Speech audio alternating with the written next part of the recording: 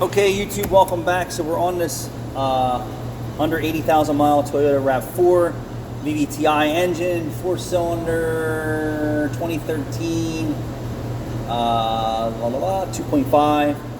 The oil stick is saying, hey, you're pushing the oil too long. Let me just show you. I'm going to wipe this off with my fingers. You can see the oil stick has discoloration on it. I already drained the oil out and changed the filter. We're going to leave the varnish on the oil stick and we're going to let Valvoline Restore and Protect do its job. Those small particles will dissolve and get caught in the filter and get suspended in the oil. This vehicle calls for 020. We are going to switch this vehicle to Valvoline Restore and Protect 520. That was hard to say. 520, baby. We're going to have her stop back. Now, since the oil isn't completely gone, I'm going to tell her to stop back around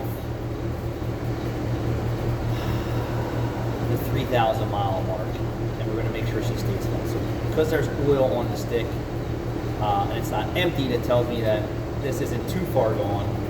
And if she follows my prescription, we should be able to save this engine and keep this Toyota on the road for a few 100,000 miles, no doubt. We're going to do that with this product right here, Valvoline Restore and Protect.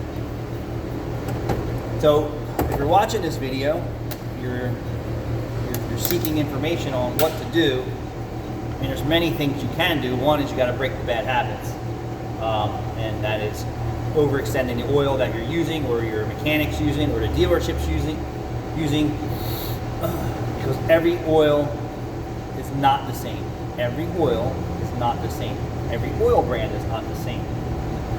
Dealerships are using bulk tank oil that has an add pack that doesn't meet the needs of every vehicle and every driver and every condition, but they're pumping it into your car. Same thing with your possibly trusty mechanic. Here we don't do that. The customer says, hey, I just want a regular oil change. Whatever your car requires is what it gets. And if you're burning oil, then I need to make a recommendation on how to resolve that if you want me to be your maintenance provider, your mechanic, your service provider, and you my customer. So people come in and there's no oil in the stick and they just want a regular oil change. Yeah, I'm probably not going to be the guy that wants to take that risk with you, knowing that your car could blow up soon after you leave here, because you don't want to take steps on trying to maintain it, if you follow what I'm saying. But let's not go down that road, because there are people like that. But everyone who I have identified an oil consumption problem was more than willing to try and improve the conditions, because they don't want a car payment and they don't want to have to buy an engine. So it kind of makes sense, right? Oil is cheap, engines are outrageous, labor rates at mechanic shops are outrageous, parts are outrageous, and oil is so cheap. And a lot of people out there say, oh, you're changing it too soon, you're changing it too soon. No, they're not changing it too soon. You can just keep banging away at your keyboard, because whatever works for you and your engine and oil works for you. It doesn't work for the world. Every situation is different. Every human's different. Every vehicle is different. So we're going to, boom, we're going to pump this product in. You can watch how beautiful it is and see if I can't get you a good view here.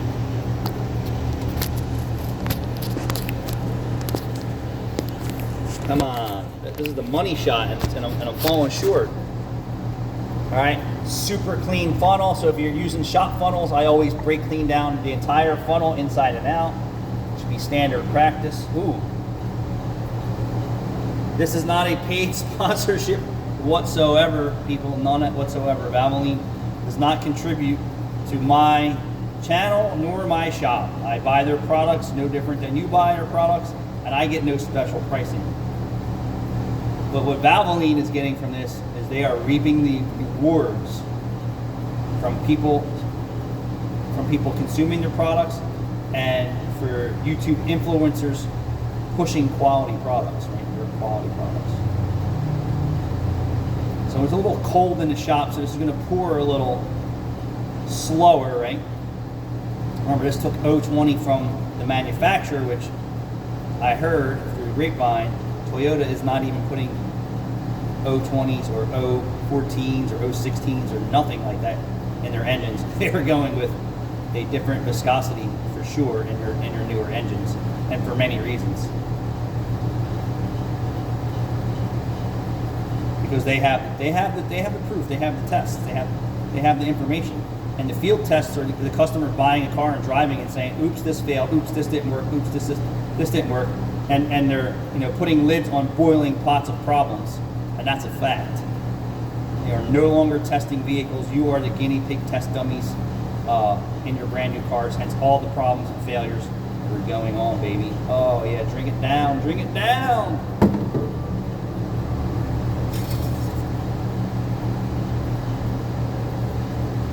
Looks good.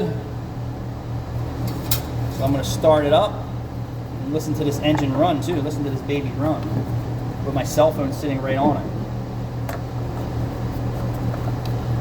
So for cars that I know for a fact take 6 quarts of oil or 3.5 quarts of oil, I don't usually go and start the car up and check it.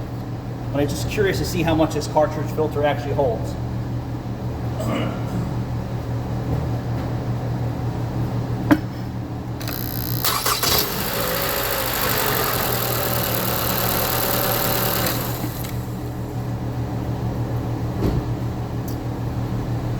So what family group is this engine?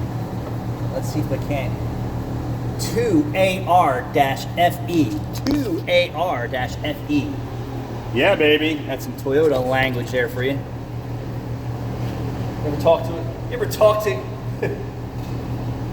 people like, yeah, it's my Gen 10 Camaro and 3rd Gen LS and blah, blah, blah, blah, blah, blah. Yeah, we know that you seek your information pretty well there. So let me show you where I have it. On the dot, baby. So I'm gonna go right to the dot. Try not to overfill. A little over the full mark is okay. I wouldn't go too much further than the full mark. But then when you do that, when you get the car back, if another tech checks the oil or the customer, they get an invalid reading here, so I want to know that it's at least to the dot, the minimum standards that they set forth on their measuring device for engine oil level. And that's that. So you actually got to hear the car start up and run, check the oil with me. Thanks for watching.